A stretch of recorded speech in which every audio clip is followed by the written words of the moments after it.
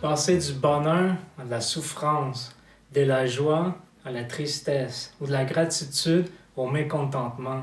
Est-ce que ça t'est déjà arrivé d'avoir de la difficulté à passer au travers de ces émotions?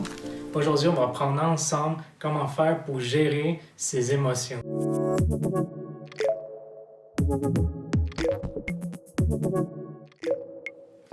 Bonjour les audacieux et les audacieuses, j'espère que tu vas bien. Aujourd'hui, je te souhaite le meilleur et j'espère aussi que tu es en train de lutter pour accomplir tes rêves. Aujourd'hui, on commence une nouvelle série sur les thèmes de la gestion des émotions. Donc, pour le premier épisode, pourquoi pas, comment gérer ses émotions. Donc, si tu ne me connais pas encore, je te souhaite la bienvenue chez Audacy. Mon nom est Gonzalo Mongru et tu peux nous trouver sur les différents réseaux sociaux de YouTube, Facebook et Instagram. Donc aujourd'hui, on va toucher à 10 points qui peuvent nous aider à gérer nos émotions. Donc, le numéro 1, c'est cherche les côtés positifs. Donc, chaque situation qu'on vit, il y a toujours un côté positif à tout ce qu'on peut vivre. Même si ça a l'air très négatif et tout ça, on a beaucoup de tendance à voir les mauvais côtés des choses. Tu sais, le côté du côté du vase qui est en moitié vide, au lieu de voir la moitié qui est pleine. Donc, c'est vraiment ça, voir les côtés positifs. Qu'est-ce que je peux ressortir d'ici, de cette situation-là? Qu'est-ce qui peut m'aider? Qu'est-ce qui peut être bon, même si ça a l'air négatif? Numéro 2, dirige ton attention ailleurs. Donc, qu'est-ce que ça veut dire, ça? Si au lieu de te concentrer sur tes pensées négatives, commence à diriger, orienter tes pensées vers des pensées neutres. Donc, peut-être, qu'est-ce que je vais manger plus tard? Et je sais qu'il y a un défi ici, mais je veux dire, tu peux quand même l'essayer, tu peux quand même le faire. Donc, dirige tes pensées vers d'autres choses. Essaye d'arrêter de te tourmenter avec toutes les pensées qui peuvent t'arriver dans ta tête et pense à d'autres choses. Qu'est-ce que je vais manger? Qu'est-ce que je vais faire plus tard? Numéro 3, pense à ton avenir immédiat. Donc, pense dans un mois, dans 3 mois, dans 6 mois. Qu'est-ce qui pourrait arriver de bon dans ta vie? Est-ce que tu as encore des rêves que tu veux accomplir? Est-ce que tu as des choses que tu veux encore faire? Même si cette situation peut te tracasser, peut te faire avoir plein de pensées négatives, il y a toujours des quoi que tu vas à long terme, dans ton avenir immédiat, avoir des quoi que tu peux faire. Donc, pense à ça, réfléchis à qu'est-ce que tu vas faire, qu'est-ce que tu peux accomplir maintenant. Il y a peut-être des ouvertures, d'opportunités qui vont commencer à rentrer dans ta vie. Numéro 4, procrastine ta préoccupation.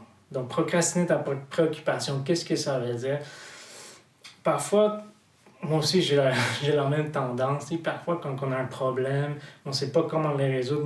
Moi, surtout, j'ai la tendance à trop penser, trop réfléchir. Quand j'ai un problème que je ne suis pas capable de résoudre, que je ne sais pas quoi faire avec, j'ai une forte tendance à ne plus jamais arrêter de penser. Des fois, ça peut être très fatigant, puis il y a des côtés négatifs à ça. Les bons côtés, c'est que je réussis à trouver des solutions relativement rapidement, mais il y a un prix à payer. Donc, parfois, ce que j'ai déjà essayé, c'est vraiment de prendre ces problèmes-là ou cette problématique-là et la laisser de côté. Tu peux la laisser de côté pendant 30 minutes, 1 heure. Tu vas dire, OK, bon, pour le moment, je vais laisser de côté.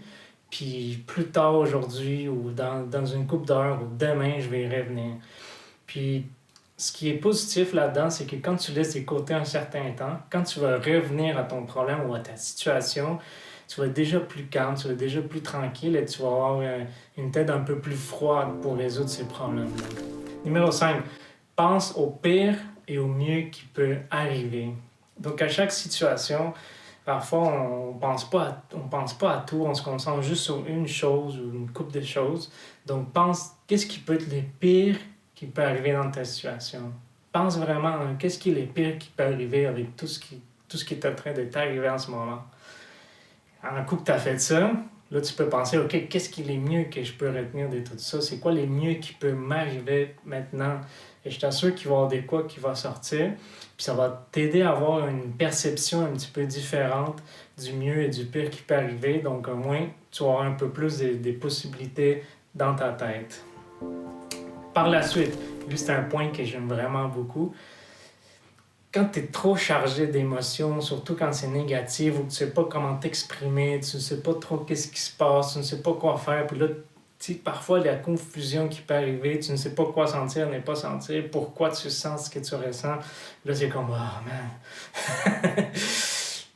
Un truc qui fonctionne, c'est vraiment de mettre sur papier. Donc, c'est vraiment de mettre toutes tes idées, ce que tu ressens dans ton cœur sur le papier. Donc, tu peux écrire sur un journal, sur une feuille de papier. Si tu es mieux, tu peux le faire à l'ordinateur, sur une tablette ou peu importe comment tu fais ton choix. Exprime-toi sur un papier. Moi, ça m'est déjà arrivé plusieurs fois de me défouler sur une feuille de papier. Il y en a qui font même des dessins. Peut-être un dessin, ça peut fonctionner aussi. T'écris qu'est-ce que tu ressens, comment tu sens. Puis je t'ai dit, au fur et à mesure que tu fais ça, tu vas commencer à faire sortir qu'est-ce qui est dans toi. Puis en même temps, pendant que tu le mets sur papier, peut-être tu vas découvrir des choses où tu vas comprendre certaines choses que tu n'avais pas vues sur ton point de vue. Donc c'est vraiment puissant, puis je t'encourage vraiment à faire ces points-là. Il est vraiment cool. Essaye-le, puis avec ma femme et moi, on a déjà fait la même chose, mais au lieu de le faire sur papier, un dessin, tu peux faire un dessin ou avec des crayons en cire. On a fait à un moment donné, c'était vraiment cool. Puis on dirait que ce qu'il y a dans ton cœur, il se transmet au papier, puis ça fait du bien en tout cas. Numéro 7, des respirations profondes. Ça, c'est quelque chose qui fonctionne vraiment beaucoup.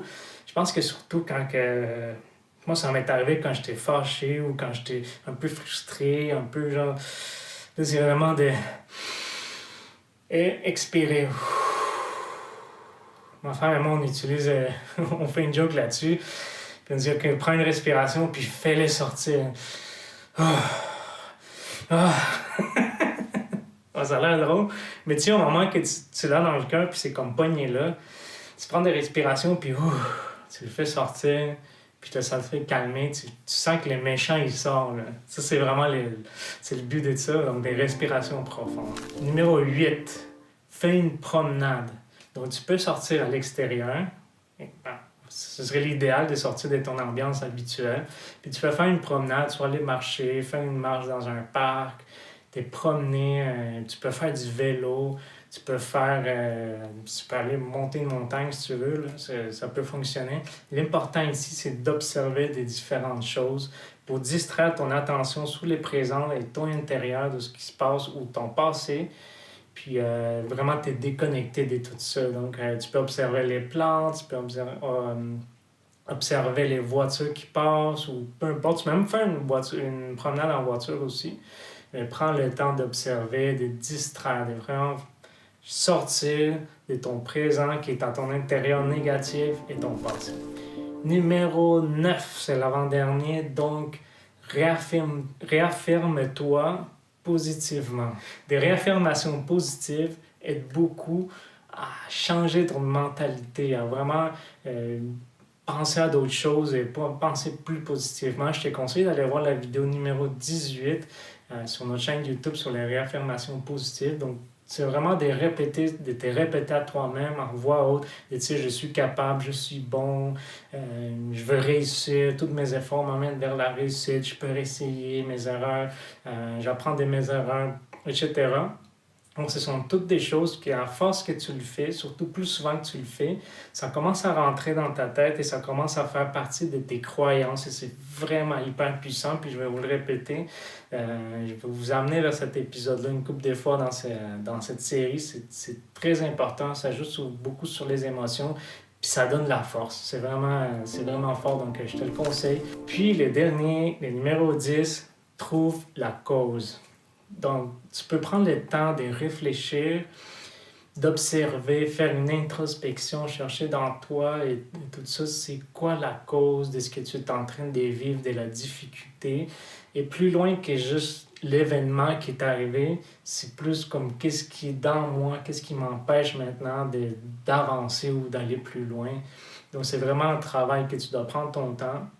Peut-être même en l'écrivant sur une feuille de papier, ça va beaucoup t'aider aussi. Donc voilà, ce sont les 10 points. Si tu le mets en pratique, je te garantis, je t'assure que tu vas commencer à mieux gérer tes émotions. C'est sûr que c'est un processus, ça prend du temps et des efforts. Par contre, si tu mets tous ces points en pratique, ça va beaucoup t'aider. J'espère que tu aimes l'épisode d'aujourd'hui. Donc, s'il te plaît, si tu vois quelqu'un ou tu connais quelqu'un à qui tu penses que ça pourrait l'aider, partage-le avec cette personne-là. Tu peux lui envoyer un message privé. Donc, on ne sait jamais, ça peut aider quelqu'un, ça peut l'encourager, ça peut l'outiller pour mieux gérer ses émotions ou encourager son développement personnel. Donc, encore une fois, fais like, commente, partage et tu peux nous écrire, ça va me faire plaisir de te répondre. Et on se voit dans une prochaine vidéo.